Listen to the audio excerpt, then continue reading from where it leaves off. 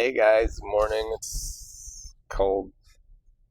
It's 55 degrees out. Us Arizona people, we get very cold.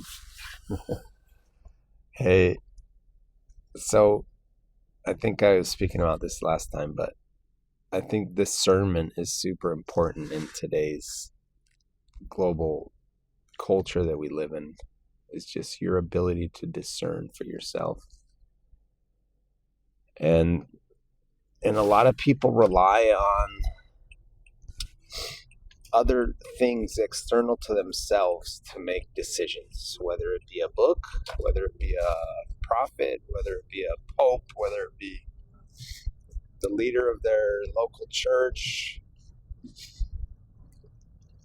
And these are all human beings.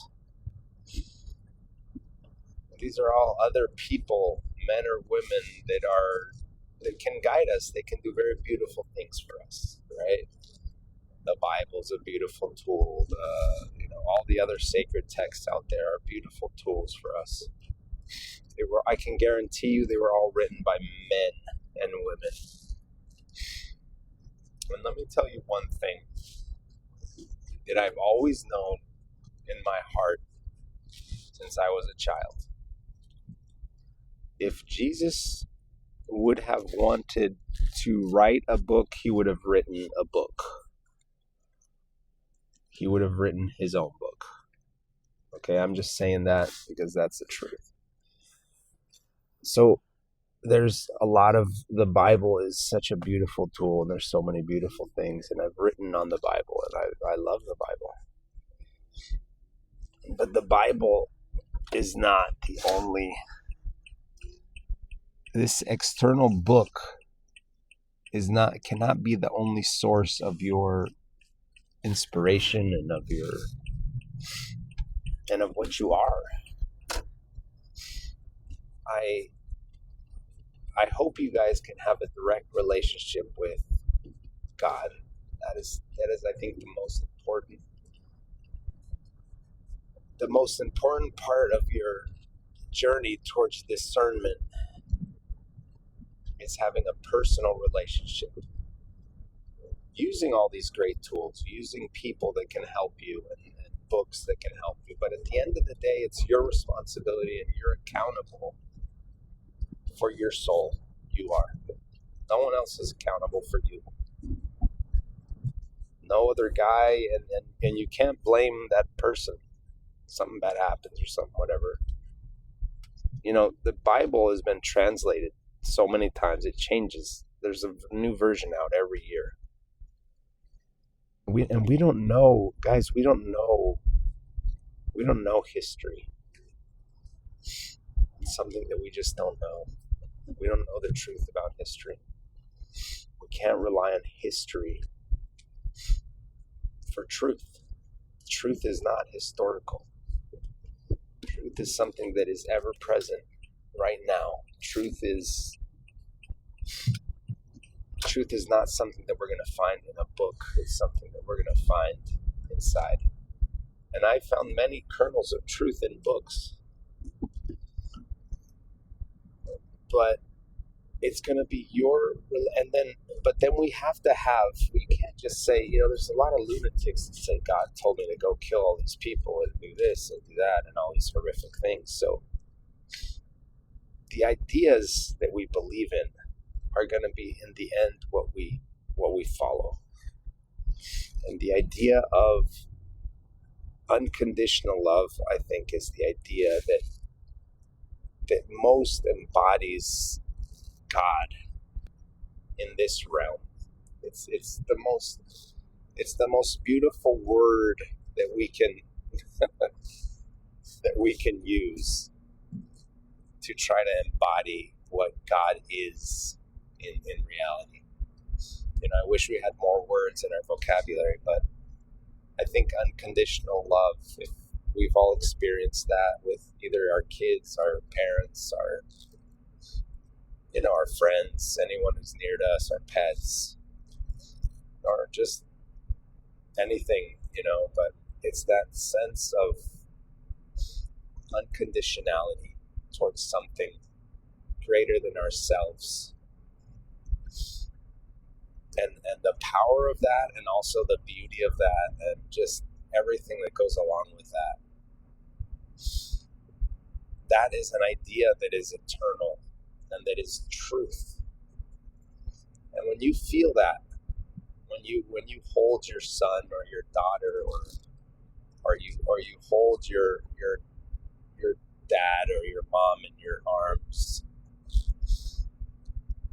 there's truth to that.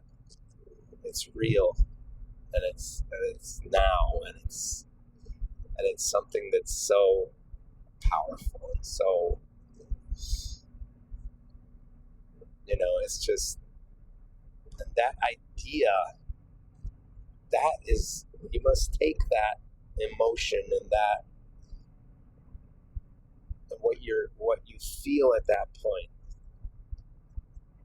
and try to use that to project it onto everything else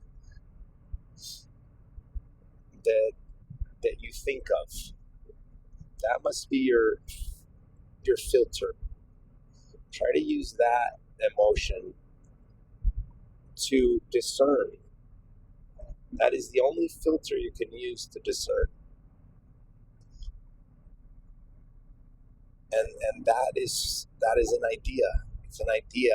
It's something that, but it's an idea that's so real that we can feel it. We can feel the reality of this idea. And so, discernment always must be through the lens of unconditional love. And through that lens, we can see so many different things, so many beautiful things will open up to you. But if you're stuck in obedience to some other person or to some book, and all you do is just fixate yourself on that person or on that book, and you look at nothing else, and everything 100%, that person is 100% holy, and whatever he says or she says is 100% true, and no one else has the truth, and this book is the 100% truth, and no other book has any other truths, and this is the only truth. Like, dude, you got to get off that. That's all. The truth, God, you're a child of God. We are sons and daughters of the Most High, and every one of us has the capability of direct communication with God, and trusting in God, and putting our trust. Now what is God, right? I mean, and so I think that idea, the highest idea that we can ever imagine in this world of beauty and of greatness and is that idea of unconditional love. So we know what God looks like, and you can have a direct relationship with that spirit that's inside of you, and that's what you want anyway. That's what you want. That's ultimately what we want. That's where we come from, and that's where we're going, and that's what we want. It's all inside of you. So I urge you to please kind of drop your historical, anything that you know from history, just drop it for a second. Just drop it.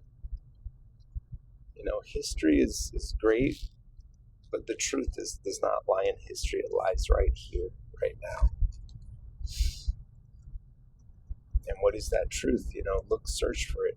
Trust in God. You don't have to control everything in the external world.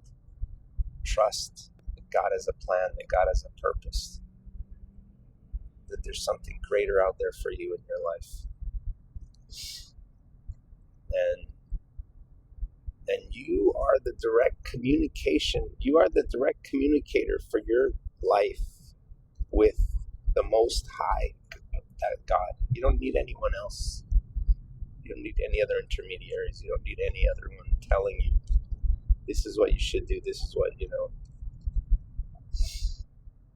Then you'll find it. You'll find it. So discernment is something I just wanted to bring up today. other point is once you drop, let's say you're part of a church and you drop it. One of the first things people always do, a lot of people do when they drop their church, is they go crazy. And because what obedience does, guys, is creates victims. When you're obedient to something, and then you're no longer under the spell or the cast of that person or that thing, and you don't no longer have to obey, it's like freedom. Now we can do whatever the fuck we want. Let's party, motherfuckers. And that's what happens. Like when you're under this spell of obedience and you don't do things out of your own volition, like you know what? Even you should have the attitude that even if I don't want to go fuck every girl around, because out of my own, I know the harm it creates. I know that that's something that I don't want for myself. I'm being selfish. Like, if you already know, it's like what I was talking about the other day. If you already know that sin is a piece of shit in front of you, if you know that sin is a piece of shit, you won't want to eat that. And so all of these physical pleasures that we seek should be something that you want. You want not to do those things because you know the repercussions in your soul. And you're not doing it because you're obeying some book or you're obeying some guy or something. Because as soon as that goes away, what does your discernment tell you? Ooh, I'm free now. I can just, But if you know there's a piece of shit in front of you, you're not going to eat it. No matter what happened, you have the knowledge now. And no one can tell you otherwise. Like, you already know this. You know it. And you're accountable for your own soul. You're accountable for your own soul. And so if you're acting out of obedience to something else, I think it's good for children, certain, but we're not children anymore. We're adults. We have to make our own. We have to discern for ourselves. And everything that you do must be out of your choice. You must want to do it. And so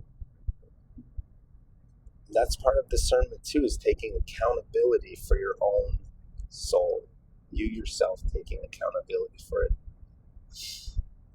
And I think that's all we had for today.